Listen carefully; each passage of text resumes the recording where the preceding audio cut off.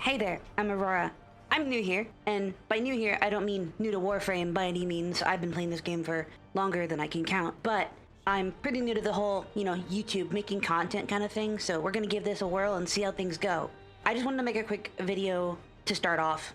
This video, I just kind of wanted to talk about something that really bothers me in Warframe, and I wanted to get other people's opinion on it maybe. Like, if anybody happens to see this video, I don't know, but we'll see. The one thing that has been sticking through my mind lately that really bothers me is there's some level of unfairness when it comes to certain warframes and their abilities and the limitations on them. And I'm going to talk about one warframe in specific and one case in specific that really bothers me. And that case here is Araxia. And the main issue I have at hand here isn't Araxia herself, but the way she interacts with the helminth system in the game. So a quick rundown for those of you who don't play Araxia and don't know her and her kit. Basically, her passive allows you to go invisible for 8 seconds anytime you latch to a wall, which works with her fourth ability where she web slings around. Her first ability allows you to instantly kill any enemy below 50% HP. It drops health orbs, energy orbs, and it's overall just a really great utility for killing enemies very quickly and getting energy, especially when you use equilibrium. Her second ability is a web that is placed around and stuns all enemies and locks them in place, and they all take additional damage. Her third ability is a dart that you shoot on enemies, and when it inflicts toxin damage on these enemies, and when these enemies die, they then chest burst out like an alien into a little spiderling, and you can have up to 10 of those at a time. And it is excellent when used with an ability like Nourish, because then you can use Nourish to apply viral onto the spiderlings, because they are actually functionally coded the same way a dog or a cat would be, where they are like an animal with their claws, which is a weapon. So they absorb the Nourish the same way a warframe would, where the warframe gets the buff and then all of their weapons applies the viral damage applied with it. So the spiders are really great, especially with Archon continuity. So these spiders would be doing viral, corrosive, and toxin all at once, which is excellent.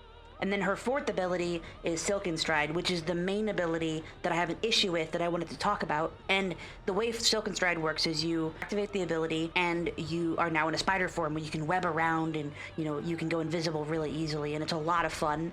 And the main important part here is that when you're in your fourth ability, your primary and secondary weapons are imbued with a toxin damage effect. But it's not just like viral or something where like it just gives you the damage. In fact, it's actually an ammo type. So it puts toxin ammo into your magazine, which is actually super important because that means it's guaranteed. There is no status chance involved. It is just a straight toxin. Every hit will do toxin, and that damage scales with your ability strength and the weapons base damage. So with something that has a ton of just base damage, it would do tons, and with a ton of ability strength, it would do even more tons of damage. You can do immense amount of damage with Araxia on her fourth ability. It is very, very, very strong. The important thing that I have an issue with here is that this ability is conflicting with certain abilities on the helminth ability tree, such as Roar, Zada's Whisper, and Eclipse, which cannot be slotted into the same slot as Silken Stride because it conflicts with its damage buff, which doesn't make sense to me completely, because first of all, Silken Stride is Araxia's movement ability. It's how she exists in the world. It gives her all of her health bonus. It's how she becomes so tanky. It is so important to how she works as a character that removing it, basically, why are you even playing her? You may as well go play Saren at that point. So why would you ever want to put Roar or something on that ability? You'd just be sacrificing the identity of the character. On top of that, the toxin ammo that is infused in your weapons magazine does not apply to everything, like incarnate weapons. Incarnate weapons, obviously, when you get to the threshold, you activate your alt fire and it changes its form, and it has an incarnate magazine, which doesn't use regular ammo. It's like an incarnate special magazine, but it doesn't imbue the toxin damage from Araxia, so you get 0 value out of Araxia's fourth ability when using an incarnate weapon. And you're left with a situation where I could use Torrid, which is one of the best weapons in the game. You shoot one enemy and it chains off status effects everywhere to all sorts of enemies, does tons of damage, and it's really cool. But the issue, I could just use a Vermisplicer kit gun with a Riven, and it's actually better than the Torrid when used on Araxia specifically because I have that toxin ammo. So it kind of makes you think, like, if I can't use the best weapons in the game and I'm forced to use a kit gun to be slightly better than the base Incarnin would be when using this fourth ability, what's the point? Because if you were to say use Roar or something on this Incarnon, you could double, triple the damage on that Incarnon, and it would be insanely good. You would do so much damage, and it'd be so unbelievably powerful, more than it is now, right? The Vermisplicer strategy, it's only a little better than the Torrid, assuming you have no additional buffs outside of the Torrid itself. So it's kind of a band-aid, but it's not remotely comparable to like just running Torrid on something with Roar. So if you want to run an Incarnon Araxia, you would need to replace her fourth ability with Roar to actually get any value out of your abilities. Obviously, there is the conjecture that there is her second ability, which is her webs that do increase the damage that enemies take. But the issue is that you could just throw these webs on Zaku or Mirage or Rhino or Saren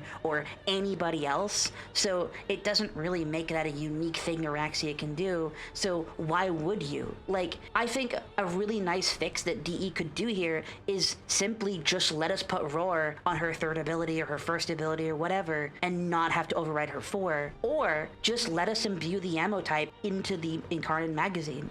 I'm not sure if Cyto 9 suffers from the same issue, because I do know Cyto 9 does infuse elemental damage, but I really don't know for sure if this is something he suffers with, because I really just kind of leveled him once and just forgot he existed, because I'm really not a fan of snipers, to be honest with you. I would assume it would probably have a similar issue where it doesn't imply to Incarnons, which is probably why I never actually see anybody play Cyto 9. Also why nobody really plays Araxia either, because why would you play a character that is objectively much weaker and can't really amplify your damage as much when their whole identity is a damage platform and their whole thing is increasing the power of your weapons? Because Araxia doesn't really do much else. She has a little crowd control, she has a execute that doesn't work that great, because realistically her execute is anything below 50% HP instantly dies and give you energy and health orbs, except for the fact that I run Akarius and Sobek, so everything instantly dies. I can't actually get something below 50% without spamming my 1 8 times, in which case I've lost more energy than I would get back from it.